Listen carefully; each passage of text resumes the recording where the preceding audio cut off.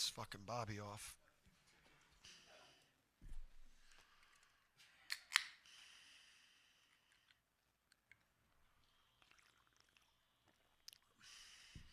Thanks, Dasani.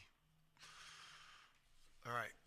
Yeah, I thought, first of all, I got just a ton of respect for their team, and I think when they get Avery back, and it sucks that a kid from who's had a just a great career there and who's an awesome player. That the game went like that for him. So hopefully he's fine and is able to get back with them soon. But I got a lot of respect for them. I think they got a chance in the Ivy this year to be one of the better teams, to be fighting at the top of the league. They got an excellent coach, not just a young coach, but they got an excellent coach that's going to be a great coach in this game for a long time. So just watching the film, how they go about their business was very impressive. And again, just with Thompson, and Bedry and Brown and Nolan, and then obviously Franklin, was a super talented freshman and front court depth. I just thought it was going to be a tough game. I wasn't expecting us to be able to do what we did in the first half to get that level of separation. It felt like I wouldn't even say it was a slow start. I just thought that, we missed some shots and, made a couple of mistakes on defense, but I thought the first 22, 25 minutes of the game were an extension of the last game. I thought we showed a level of dominance and defense, and 15 assists, 2 turnovers in the first half with suffocating defense. I thought it was awesome. Second half, human nature kicked in, and Columbia. They got a lot of pride, and they're well coached, and they got tough kids, and they're good players. And they didn't want to get 40-pieced in here today, and they fought their ass off. So credit them. And then human nature, kind of reared its ugly head for us, and we didn't play a clean second half. So gives me enough things in the second half to be disappointed about. Missed a bunch of free throws and a bunch of things at the rim. And fouled a lot. And started getting driven. Yeah. What was I going to ask? Totally I threw you off by that last part. Yeah, you did. Yeah, can you just, write that off to human nature in that second half, or is it, like you said, it's going to be something you'll harp on for the next few days? Yeah, some of it was, missing some shots. I thought Solo went 3 for 9. I thought he had like 9 great threes. You miss 10 free throws. You obviously have that sequence that brought me back to the Michigan State, where we couldn't rebound free throws. We had that really bad stretch. Rebounding showed itself to be a potential issue today. With that stretch where it felt like the ball was at the other end for about a minute and a half on missed shots and missed free throws. So, that's something. I would say that's alarming. There was, we had things at the rim. I mean, that second half easily could have played out between 30 and 40 points. But we just, we didn't play a full 40-minute game. And now we're heading into a part of the schedule where if you don't play a full 40-minute game, you can't play. We had a stretch where we did not play well for 8 straight minutes. You can't play poorly into the stretch of schedule that we're going into for 3 or 4 straight possessions, or else the game gets away from you. Dan, you set me up perfectly with the next segment of the schedule. When you look ahead, what kind of a challenge and opportunity do you see? And based on what you've seen from your own team, how well equipped are you guys to make the most of it? Yeah, I think. Listen, this time of year, I think people are challenging themselves in these non-conference games, and it's a good barometer for where you're at. I think you have a pretty good sense of where you're vulnerable, but it's really going to expose vulnerabilities, especially when you go into the deep water now with with BYU and whoever's coming up after that, because I have no idea who we play after that game, and you just focus on a one game at a time mentality. I think the team, when you watch clips of BYU and AJ and Saunders. They got one of the best point guards in the country. I mean, when you see that quality on film, I mean, you get scared straight. You get, things that worked the first 3 games won't work. But it's fun. We're excited to get a chance to go play in Boston this weekend versus, one of the best teams in the country. So it should be fun.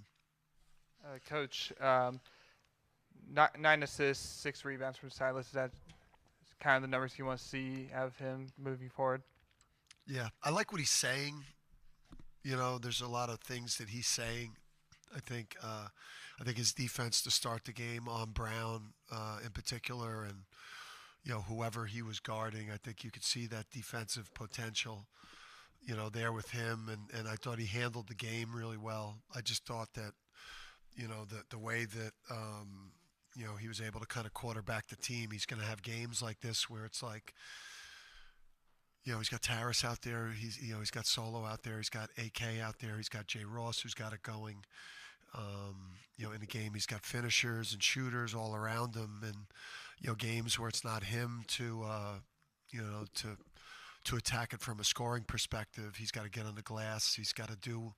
That was a little bit like a Tristan type of game where it was like, bordering on double-figure assists, 6 rebounds, so flirting with a couple more with, maybe double figures in both. So, yeah, I mean, this is what we brought him in to do.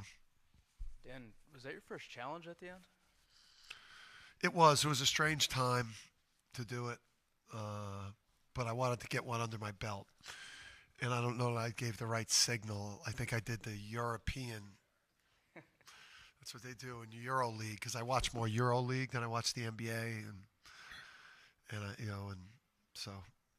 Do you like that rule now, though, to be able to have that in your pocket?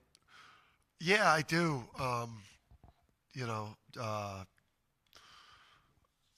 Well, I mean, no, not really. I mean, we don't want anything else to have to think about, like turning around and looking at the video people, because you're not even sure what. We don't have the NBA quality of video, so like, the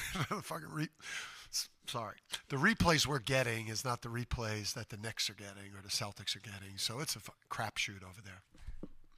Here we go. I was wondering, could you talk about what you saw from Terrace in comparison with his first half to the second half? Because it seemed like he was much more physical in the second half and really did a really good job of drawing fouls and getting to the free throw line at a high level. Yeah, I mean, he's out of the minutes restriction. I thought, like, defensively active, defensively active in ball screen defense, pressure and passers. I thought he, was just so impactful defensively in the first half, and then just super efficient whenever we threw him the ball. I think in the second half he maybe let his guard down a little bit, just from a defensive standpoint. I think he was looking for. He was looking more for steals instead of just. I think what you got to do defensively is like you try to pressure the opponent into making mistakes with the ball, and you steal mistakes. You don't try to steal the ball from the guy you're guarding. Like, you pressure the opponent and you wait for reverse passes on the inside shoulder, or you see a handler under duress, and I thought we tried to just start stealing the ball and not stealing mistakes in the second half. That's why our defense got worse. Dan, you've talked about expectations for Jaden Ross this season, seeing the movie, seeing him do well. It looked like he was doing that through the first half, then had some foul trouble in the second half. What was your assessment of how his night went? Tremendous. I mean, that's what you're looking for from your wings. We got to get that. I mean, when we get Braylon back, I think that with Jaden Ross and Braylon, Jalen Stewart, we do got to find our way to, Jalen Stewart and Jaden Ross playing well the same game. They've got to make some type of a pact together. Maybe they can. Used to be this thing. It was Wonder Twins. I don't know if anybody remembers that, with that old show. I don't know if it was a guy and a girl, or was it 2 guys? They were brother and a sister. Okay, so they're both guys, so it can't be that. But I think the overall point I'm trying to make is that we need those guys to both play well the same game. And Jalen Stewart was really good the other night, and he wasn't good tonight. He just wasn't sharp. And then Jay Ross will be a great team when like everyone shows up every night. Yeah, just switching gears a little bit. I'm sure you pay attention to what the Big East is doing in terms of their non-conference games, and obviously there were 4 this week, and I think they're all 4 losses, but there were some good games. But how much do you pay attention to that? How important is it for these other teams? And obviously this spate you guys coming up can do a lot for not only for you but for the league as well, I guess, right? Yeah. I mean, listen, as bad as last year's non-conference, went for us in Maui.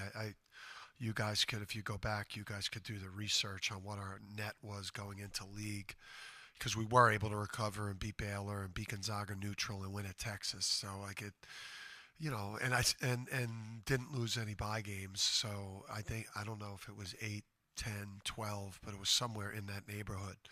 So even though I think we've had a couple of losses in the league early in some big non-conference games, you don't got to win all of them. You got to take care of the bye games. You can't piss those away, and then you got to win enough of these battles. We all got to do our part, because again, I think you don't got to be perfect, but what we don't want to do to each other once we get into league play is what happened last year, where it just becomes a quad 3 and a quad 4 and you don't get many quad 1s and you just end up really screwing the league. But that's why you root so hard for each other. I mean, we were following the St. John's Alabama score as our practice was starting, and people were jumping up and down, and the Providence game. I mean, like you support each other in a non-conference, and then when you play each other, obviously it's bad blood. Dan, after the New Haven game, you talked about the assist to basket ratio needed to improve. It's really picked up the last couple of games. What do you think the difference has been there? Just the approach, and listen, New Haven, that they had a day. And we were probably as bad as we could be on both ends of the court. But I just think that you get better as the season goes on. You get a wake up call like that. Just get more comfortable on the court. They bought into, buying into sharing the ball. I thought we had some great sequences. I thought the first half was, again, like 15-2 assist to turnover versus, I think, what's going to be a really good team this year, shooting 60% from the field. They're shooting 35. I mean, we couldn't maintain that level for a full 40. But I thought that level of the first half was like not many teams could play a first half like we played in the first half. Yeah, Furphy's out there warming up before the game. Braylon's still off to the side. You expect either one of them to come back anytime soon, or? Yeah, I think Bray's starting to move. Starting to move on the alter G and starting to shoot and do some different things. He's people that are his level of athlete, they tend to recover.